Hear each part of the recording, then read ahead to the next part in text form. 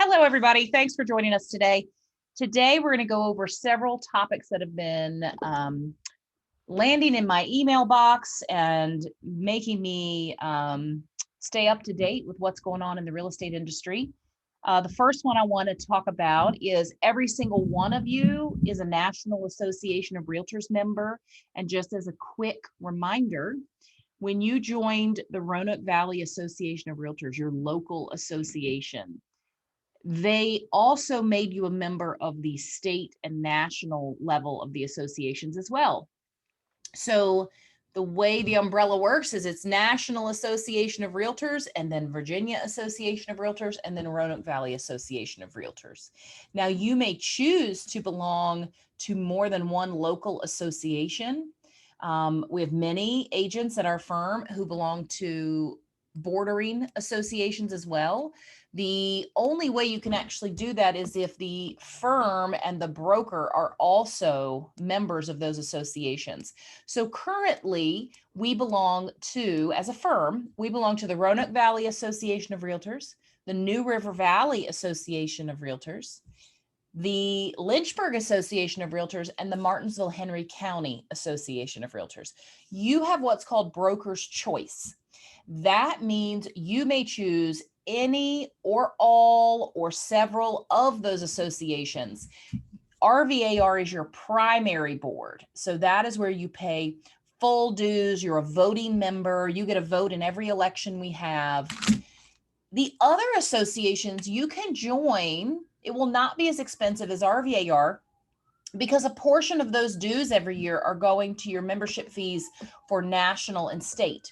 So if you were to join, say, Lynchburg, you would only be paying the association dues for that local trade organization, for Lynchburg Association of Realtors, because you've already paid for NAR and VAR.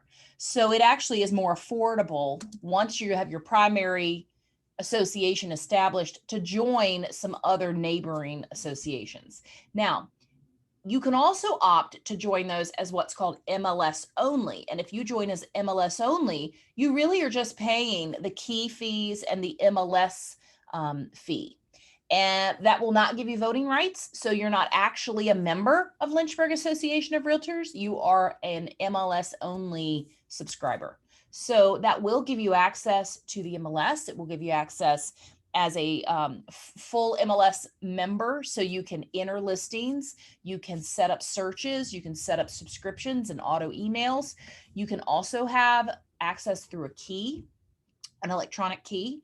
So it gets a little tricky because they are also Supra. Lynchburg is. New River Valley is a totally separate key system, and Martinsville Henry County is a different key system.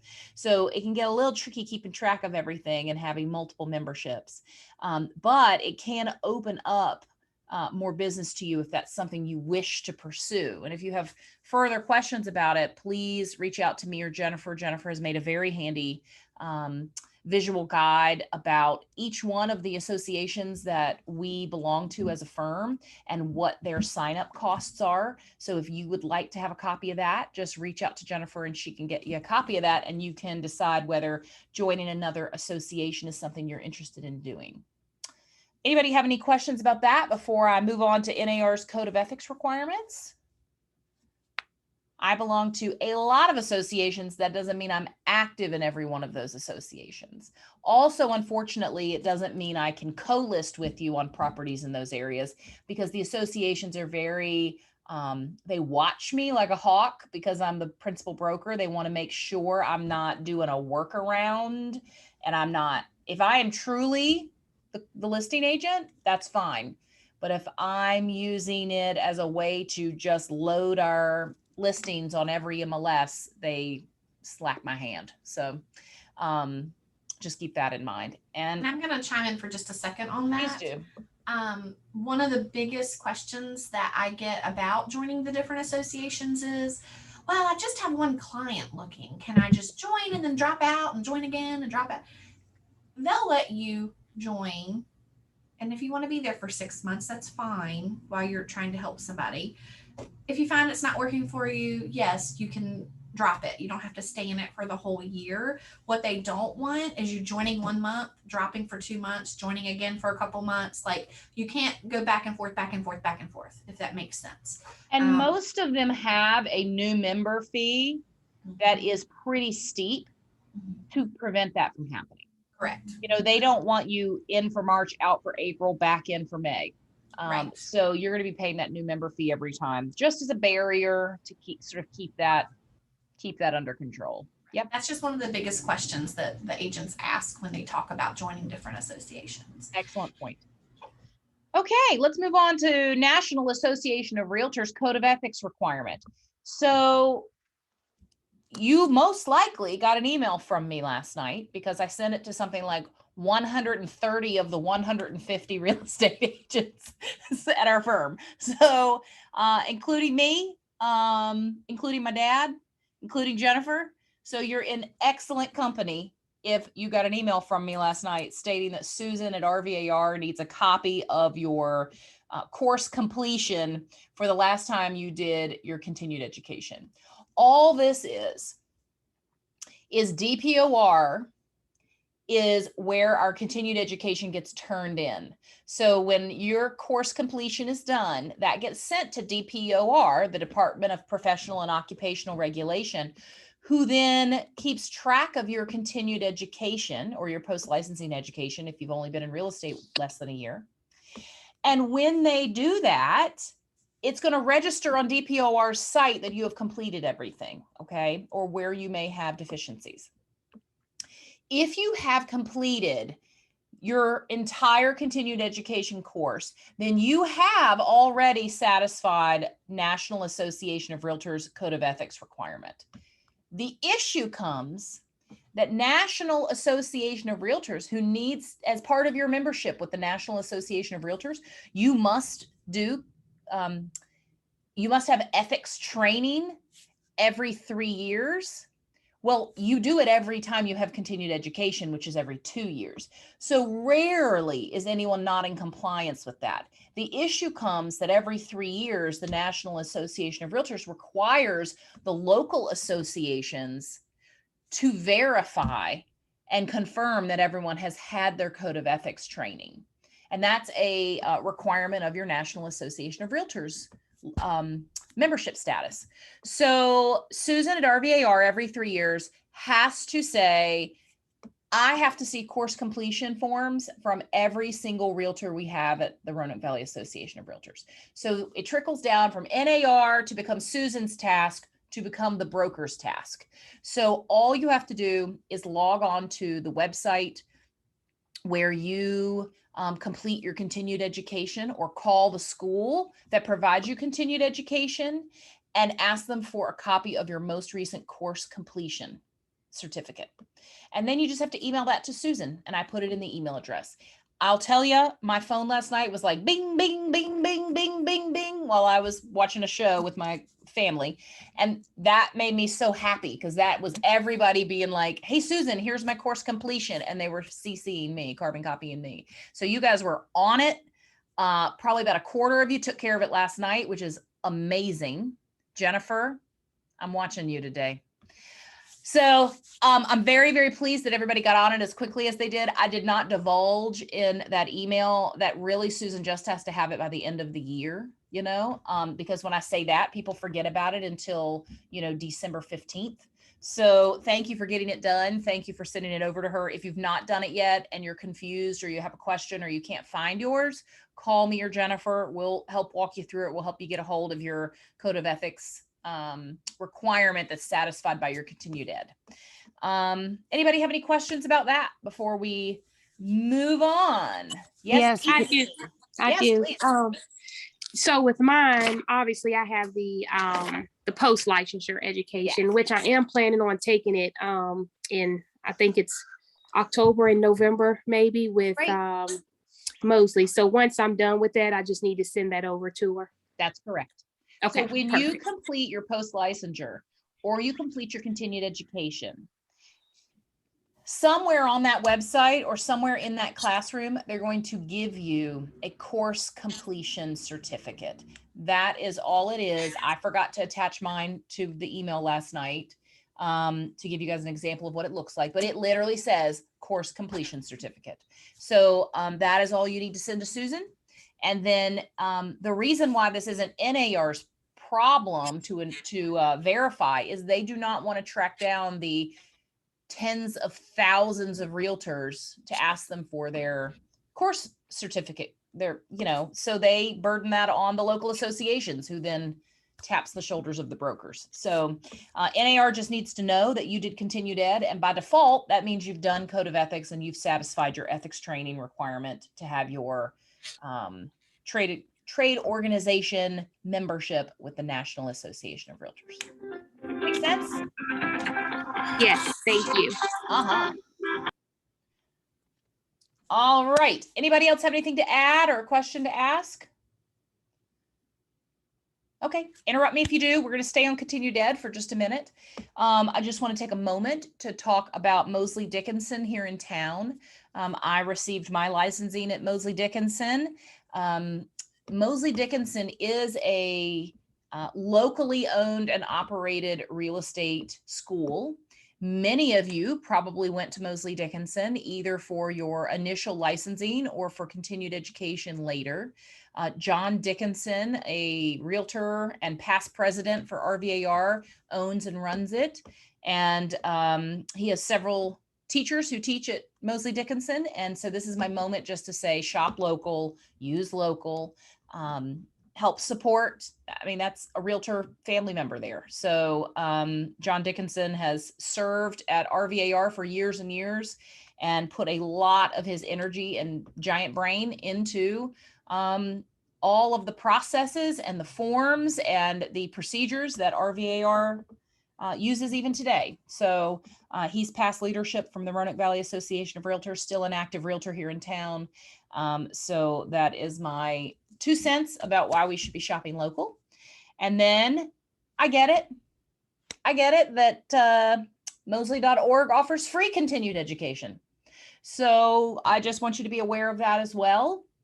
Mosley.org, which is not affiliated with Mosley Dickinson. They are not the same thing. Mosley.org offers free continued education on their website. Now it is online continued education, so you would be doing it exclusively on your computer.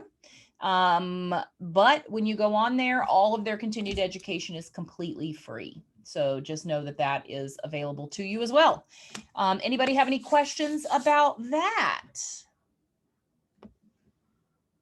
No? Jennifer, we Just did my continuing ed. please. I didn't download that certificate, so I'm having trouble finding it. So it may be that you have to actually call Mosley to get a copy of it. I logged back in real quick to see if I could Was that find Mosley Dickinson or Mosley.org? Mosley.org. I found mine pretty easily on Mosley. Oh, actually, Okay, you maybe know I'm what? just looking I think I searched my email and they had emailed Okay. it to me. Okay, I'll I try just that. searched Mosley.org. I was just gonna say it might be a little harder than we're thinking it is to get it. We might have to call, but I'll figure it out. I'm gonna keep working on it. Absolutely. Okay, moving on. I wanted to talk for a moment about Oregon.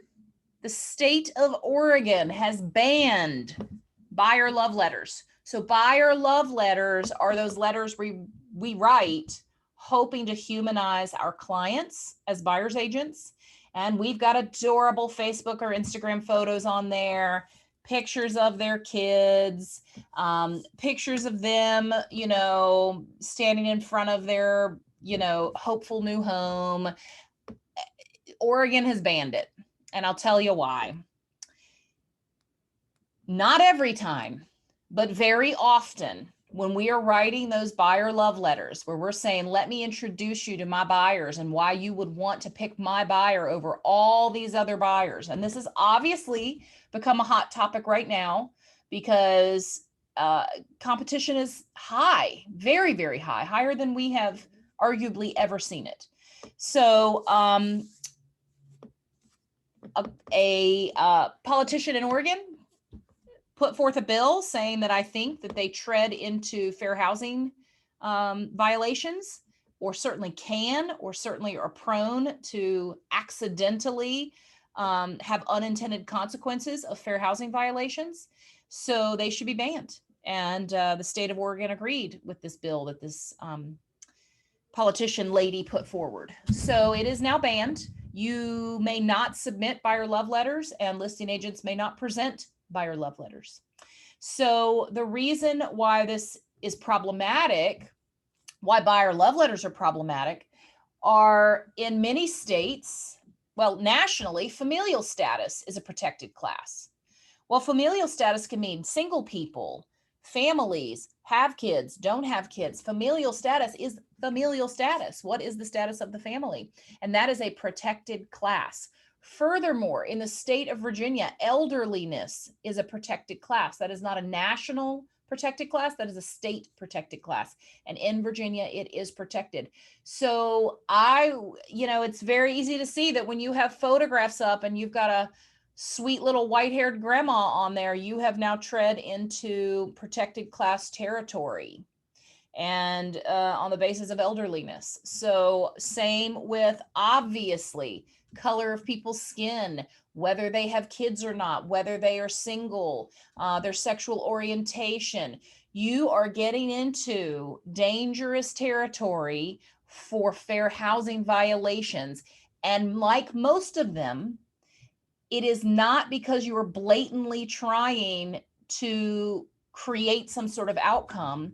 It's the unintended consequences. You don't know the mind of the person who is receiving this letter. You don't know what their biases are. You don't know how that letter is going to work out for you. And I'll sit here and argue all day that I have won houses for my buyers with those letters. I absolutely have. And I have had listing agents say it was my letter about my buyers that made the seller choose my buyer. So that is a very successful tool for me. Of course, I don't know on the ones where we didn't win if it was my letter working against me. I'll never know because no one really talks about that. But what I'm here to say is I think they're incredibly dangerous. I have already sent you guys training materials earlier this year stating that I don't want love letters used anymore. I know that is difficult for me to tell you because I don't like to boss you around, and it is your business to run the way you see fit. But when we get into fair housing, I've got to have a say in it as well, because it not only impacts you, the realtor, it impacts the whole firm and me as the broker. So Oregon has banned buyer love letters. I see that gaining traction across the country. When I listen to a lot of the national speakers, when I listen to some of the leadership out of VAR and NAR, and I am following their podcasts and I'm watching their Facebook pages, they're talking about this, and they're talking about how these buyer love letters have to stop. So I know change is hard. I caught myself submitting an offer 2 weeks ago, and just in the email, I started rambling on about my clients. I went back and I read what I wrote, and I made sure it was so ambiguous that you could not discern from the way I described my clients to be able to determine gender, age, sexual orientation, or color of their skin. It was, my clients are lovely people. Now, even having the S on the end of clients could indicate some fair housing familial status implications. But on that contract, I'm having to list their names. They know there's more than one party. So please just be very, very careful about these buyer love letters. Are you the one that's going to get tapped by, the authorities when you send out a buyer love letter? No, but it's a trend that we need to all be aware is going away and should go away. And that is all I have to say on that, but I'm happy to answer any questions you may have or anything you want to add.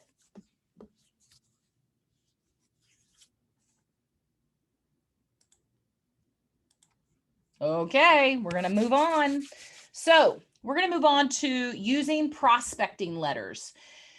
So, prospecting letters are something that some agents are still using.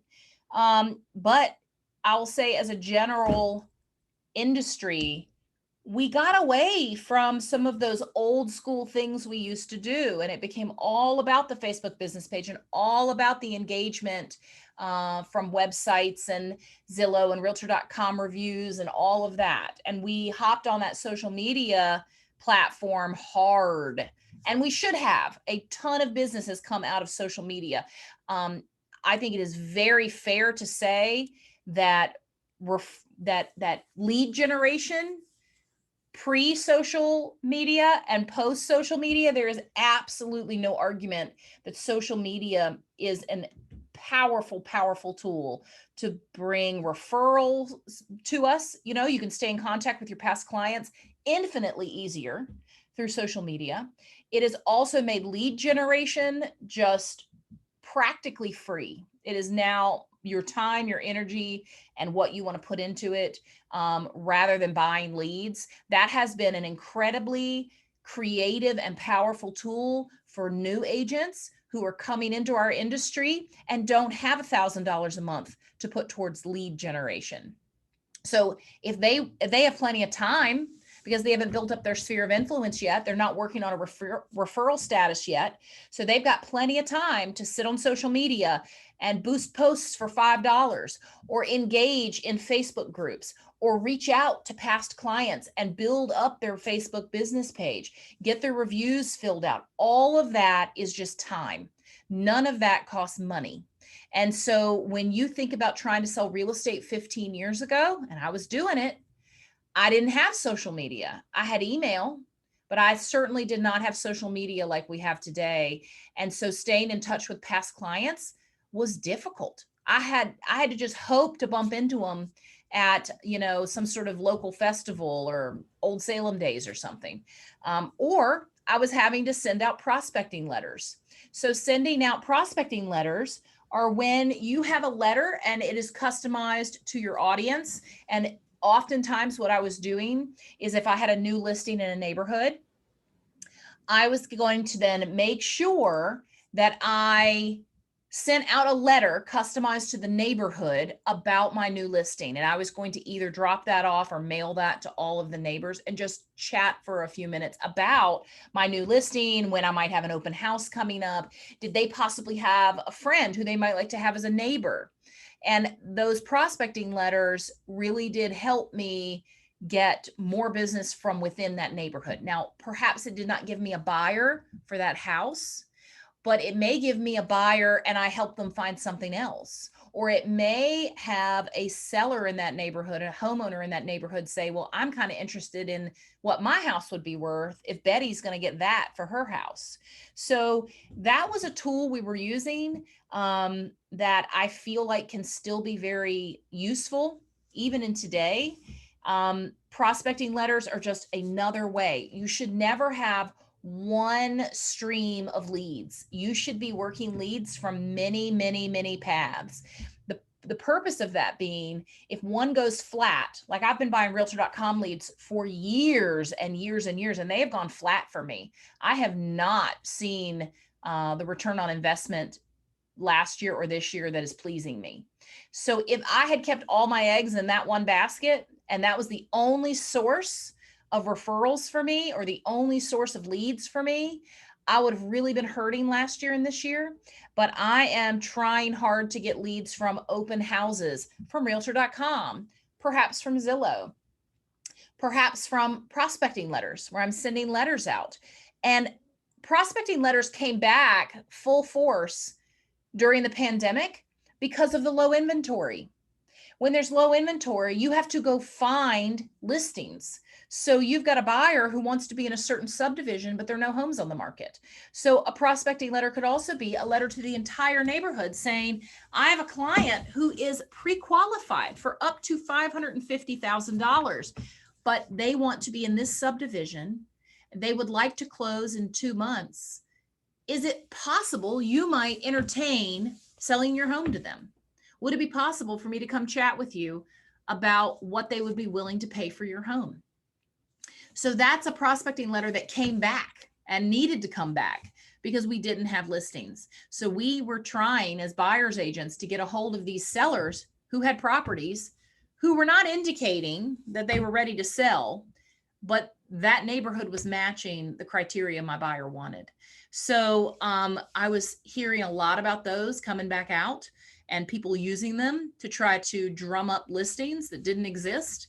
The thing to remember about prospecting letters is it is absolutely a numbers game. You have to do a lot of prospecting letters to end up with even a cold lead, a lead that you can start warming up and turn into something. And it may not even end up fulfilling the purpose that you intended.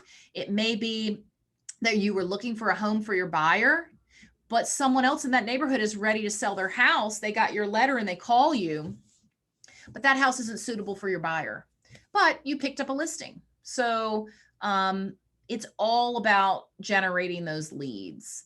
Prospecting letters are another thing that is very inexpensive to do. It is literally postage and your time figuring out the addresses where you want to send it and crafting your prospecting letter.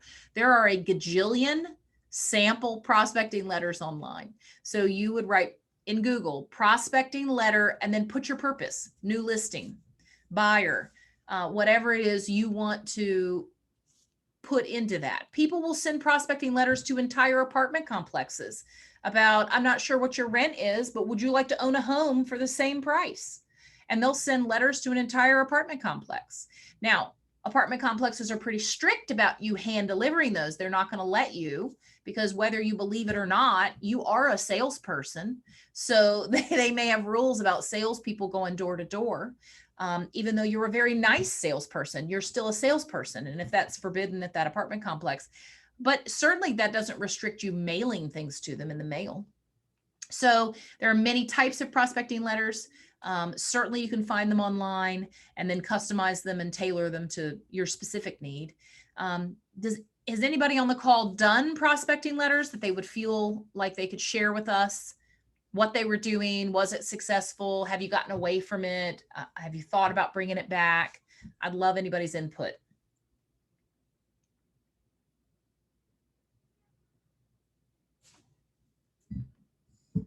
I'll wait another minute.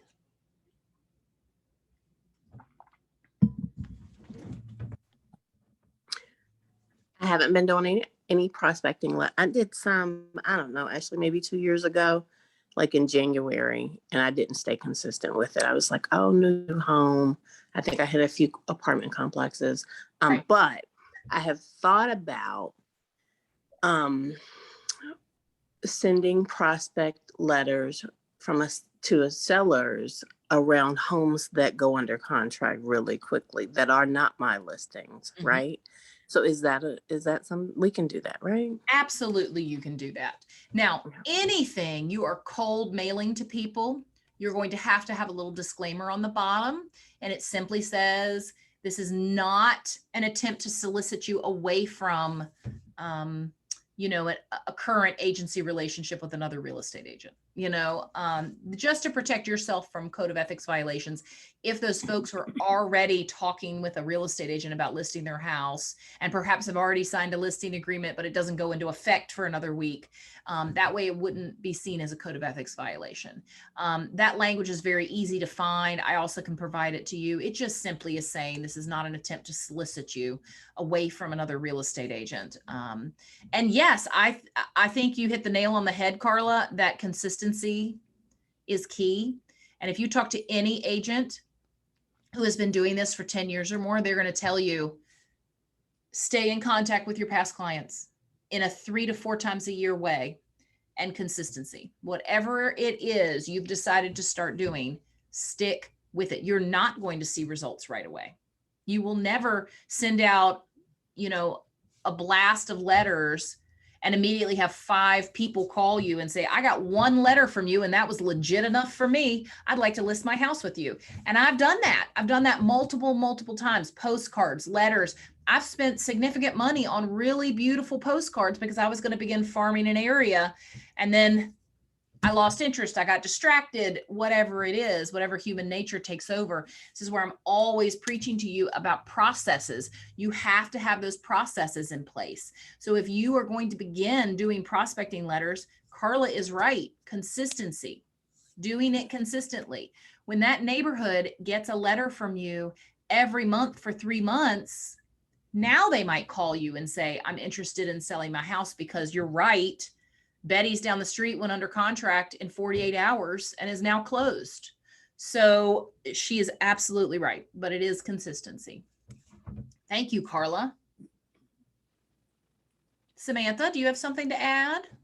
Yes, I was just going to say, when I have a listing on my street or in my northeast area that I farm, I always send out a letter that such and such house went under market. And if they'd like to have a CMA done, I'd be more than happy to come by. That houses in the area have really gone up in property value.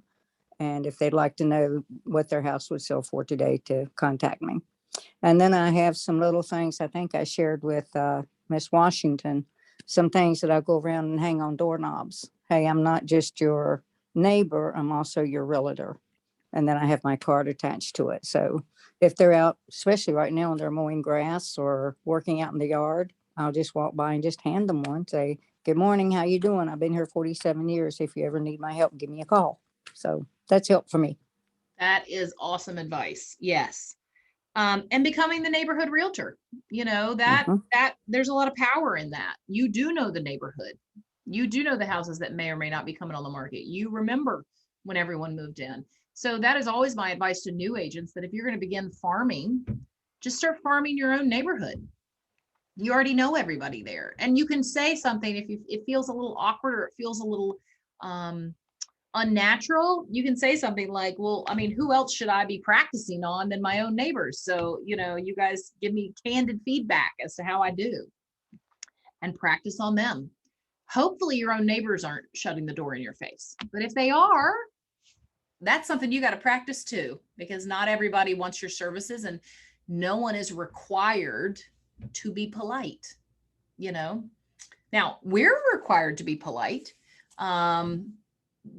It's not a rule per se, but you're going to get a lot more business if you're polite.